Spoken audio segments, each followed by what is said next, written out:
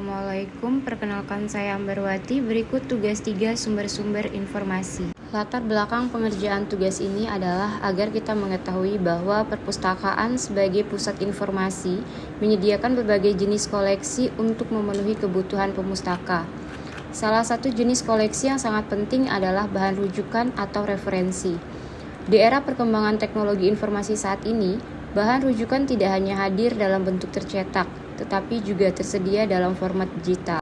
Tujuan dari pengerjaan tugas ini agar kita mengetahui bahwa di perpustakaan Indonesia masih banyak pengguna yang sering menggunakan bahan rujukan seperti buku dan jurnal.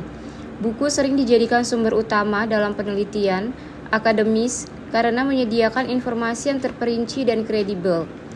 Jurnal di sisi lain memberikan informasi terkini yang mendukung perkembangan pengetahuan di bidang tertentu.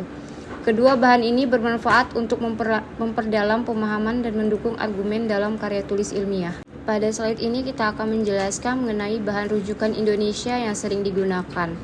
Yang pertama, bahan rujukan atau referensi adalah sumber dasar yang bisa dipakai untuk menjawab pertanyaan-pertanyaan rujukan. Sumber rujukan disusun bertujuan untuk mengetahui hal-hal tertentu secara singkat, data yang akurat, sehingga mempermudah para pengguna atau pemustaka mencari informasi yang dibutuhkan tanpa perlu membaca keseluruhan isi. Dua bahan rujukan Indonesia yang masih digunakan sampai saat ini adalah Kamus Besar Bahasa Indonesia dan Ensiklopedia Indonesia. KKBI merupakan sumber utama untuk memahami definisi dan penggunaan kata dalam bahasa Indonesia yang baku.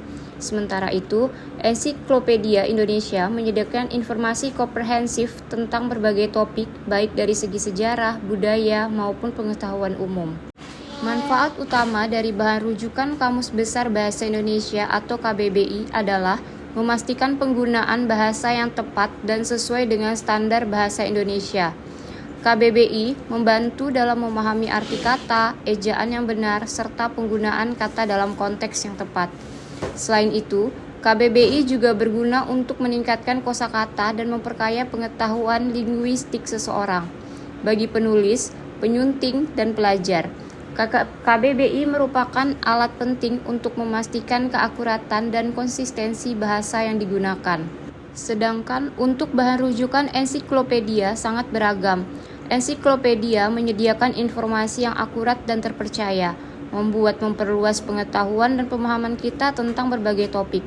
Selain itu, ensiklopedia juga berguna sebagai sumber referensi untuk penelitian akademis dan tugas sekolah, serta membantu dalam meningkatkan keterampilan berpikir kritis.